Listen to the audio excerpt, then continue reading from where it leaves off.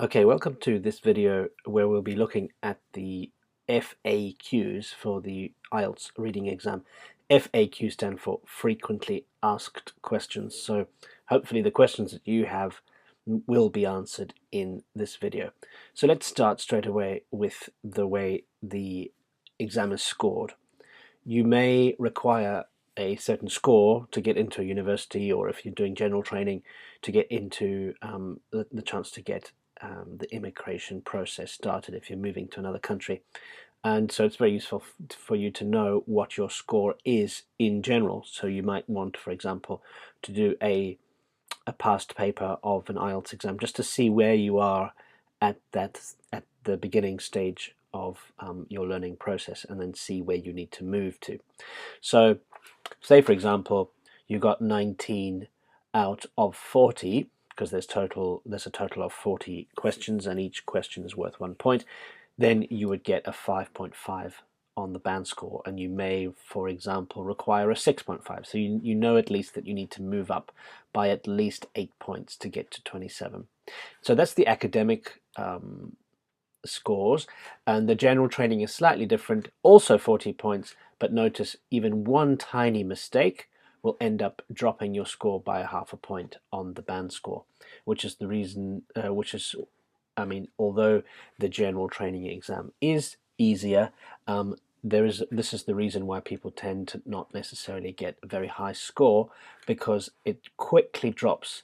For example, have a look here. You need to get 27 correct to get 5.5. Here you only only need to get 19 correct. If you don't want to necessarily follow this table, you can go onto this website, ieltstutorials.online/score calculator, and you will get the calculator itself, and you just type in your answer and it will spit out the correct band score for you. Okay, so that's the reading scores and how they work. Now let's have a look at this one. Do I lose points for incorrect answers? I know that some exams in the world will reduce your score if you put in the incorrect answer to prevent people from guessing.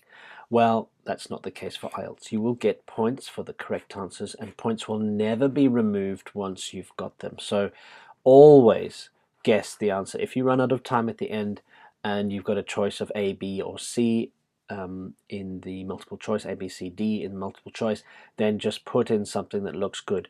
Don't worry about whether that's correct or incorrect. It's better to have something there than a complete blank space. Okay. And the next one is looking at this one here. What order do the questions and answers come in? This is very useful, very important to know, because if, for example, you've completed questions 1, 2, and 3, you know for a fact that you don't need to look at anything above the answer for question 3 when you're looking for question 4, 5, and 6. There are some exams where you will be expected to look all over the show to find the answers, but you can be sure that most of the exam, IELTS reading exam, is in order. So questions like this, where you have to fill in the answer, these are gap fill or close questions, are always in order. Words where you have the same thing here, short answer questions, no more than 3 words, these are always in order. True, false, and not given are always in order. And ones like this, multiple choice, A, B, C, or D, are always in order. Okay, and that's very useful because most of the exam questions are in this format, so you can be sure that the text, the answers in the text are in the same order as the questions. These, however, are sometimes in order. So table questions, usually they're in order. So you'll be reading something about whatever animal this refers to, then hedgehogs, then song thrushes. But be careful, because sometimes they're not. Okay, so don't always rely on tables being in order. The same thing applies to this, where you have to summarize a paragraph or number of paragraphs in the text, and you're given the options here down in a box. They may not necessarily be in the same order as the text. And then you've got these ones here, which are never in order, and there's obviously a reason for that, because this one is where you have to match the paragraphs to the title of the paragraphs or the general meaning of the paragraphs, and obviously if they were in order then it would be a very simple exercise. So these are jumbled up and not in order. Same thing here, where you have to match the person who believes this or thinks this or says this. And here, for example, you've got the list of researchers, and those of course shouldn't be in order as well, because that would make the task too easy. And then when you have to label a diagram, the labels may be all over the place. It's not necessarily going to be in order for that either. Okay, so that's talking about putting the answers and the questions in order. All right, so let's have a look now at whether you can write on the question paper. And yes, the answer is of course you can. In fact, you should. You should take full advantage of the spaces around the text, underlining, highlighting, or not necessarily highlighting because you may not be allowed to bring in a highlighter, but using a pencil, circling, underlining, for example. All of that is encouraged on the question paper. And that is one of the reasons why I personally would recommend against doing the computer-based IELTS test, because making notes is a lot more difficult on the IELTS computer-based exam. You do have a piece of paper. Let's have a look over here. You get, let's have a look. This lady is doing it on the computer like that. You get your own headphones for the listening, and the text appears on the left and the questions are on the right. So you split the screen basically. You can right click to highlight sections of the text, but you can't take notes. And this is what I was saying, you can't take notes on the paper, it's on the question paper itself. You've got to have a separate piece of paper in front of you, and then you can take notes on that, which makes it it's a bit difficult to manage. And I find note taking to be very important, and you'll see in my in some of my videos here where I use notes to help me to understand the text and the question itself as well. So that's one of the reasons I don't recommend doing it this way. However, if you do have eye problems, if you need to increase the size of the font, for example, then obviously this is the answer for you, because if you can't see the text very well on paper, then this is great.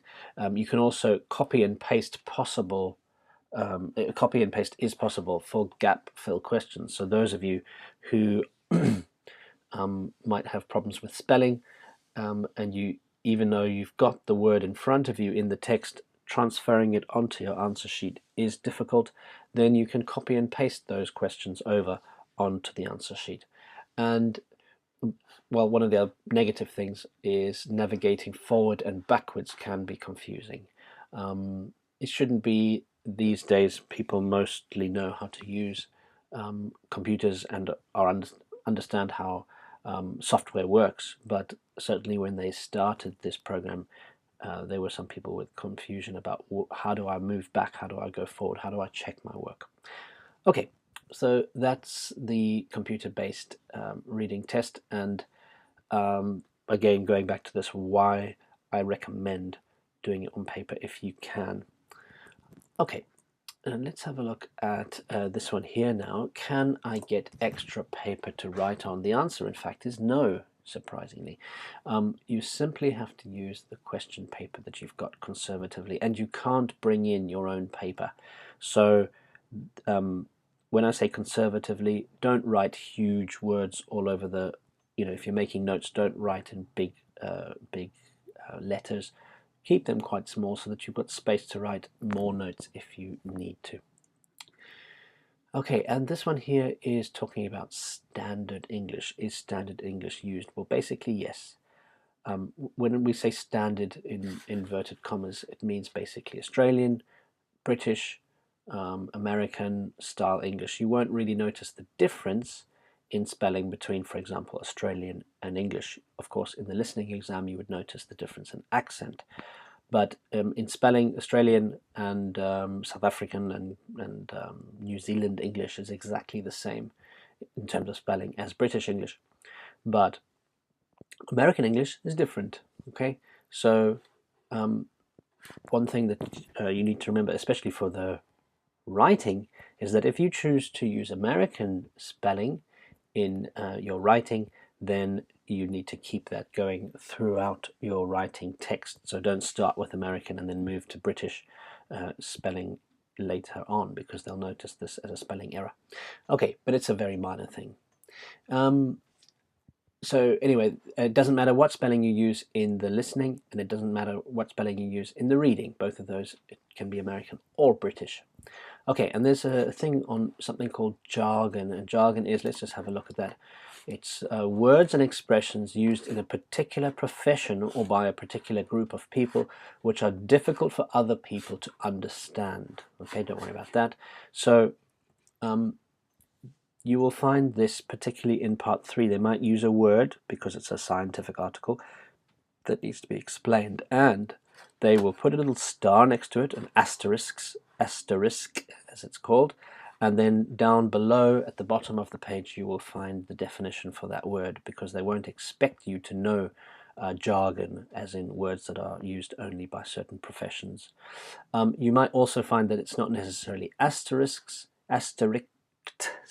but it is in brackets. So for example, a recent test I've just done, the word mauve is in brackets. Mauve is a type of color, sort of a purple pink color, and it's not a word that you would be expected to know, but it's in brackets, written in brackets, so that you are aware that it refers to a color and you don't need to worry about what it actually means.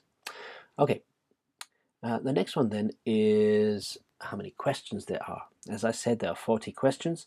In the academic, there are 3 sections, approximately 13 questions in the first one, 13 in the second, and 14 questions in section number 3. In fact, every exam I've done has been exactly this, but I put approximately the symbol plus minus because sometimes it can change. Okay, and then in general training, the section 1 is 14 questions, and then section 2 has usually 2 texts, so that's 6 or 7 questions per text, and then again section 3 only 1 text, and that's approximately 14 questions. And as I said, there's 40 in total and only 1 point each, so you don't have to worry about weighting. You don't have to worry about, oh, should I answer this question more, or should I spend more time on this question than the other? They're all worth 1 point, so you don't have to worry about which questions is more, which question should be, which question you should spend more time on or not. Okay, now let's have a look at this, the true or false typical FAQ about true or false. And the question is, can I write T instead of true? Yes. If you're running out of time and you want to do it quickly, just write the word T on your answer sheet, and that would refer to the word true. And of course you can put Y for if the question is a yes, no, not given question, or NG, which stands for not given. Okay, but please remember not to mix up yes with true and no with false. There's a chance that you might be answered, you might not get the point if you write true or false instead of yes or no, and that's a common mistake. So instead of, don't take the risk. I don't think they necessarily will penalize you, but don't take the risk in case they do. Okay, and then the last one here is a question about brackets. A lot of people have the past papers and they see the answers at the back of the book, of the past paper book, and they want to know what on earth is going on with this. So can I use brackets in my answers? Of course not. You should not. The brackets are there to show that 2 answers are possible. In this case, you can have just garden, which would be correct, or you could have gardens. Okay, and that's a typical thing that in English, at least, people do to show that there are 2 ways of writing a word. Okay. All right, so that's the FAQs, or the frequently asked questions related to the IELTS reading exam, and I hope that's been useful for you. So please let me know if you have any other questions regarding the exam, and put them into the comments box down below so that those questions can be answered so everybody can see the answers. Okay, thank you, and I'll see you in the next video.